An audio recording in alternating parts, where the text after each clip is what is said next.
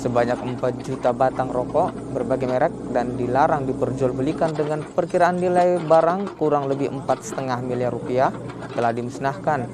Pemusnahan dilakukan secara bertahap dan terakhir pada November 2021 lalu. Selain rokok, Bea Cukai juga memusnahkan 632 paket barang kiriman berupa seks toys, bibit tanaman, part senjata, serta obat-obatan dengan potensi kerugian negara sebesar 2,5 miliar.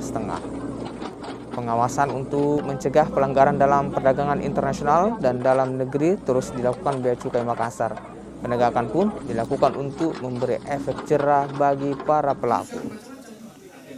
Kita alhamdulillah pada tahun 2021 kemarin kurang lebih ada 4.500.000 batang rokok ilegal yang telah kita tegah ya, kita tindak dan kita misalnya kita sita dari operasi pasar tersebut dan telah kita musnahkan bersama aparat hukum lainnya, disaksikan aparat hukum lainnya, dan kerugiannya kurang lebih nilai asetnya 2 miliar 500 juta rupiah.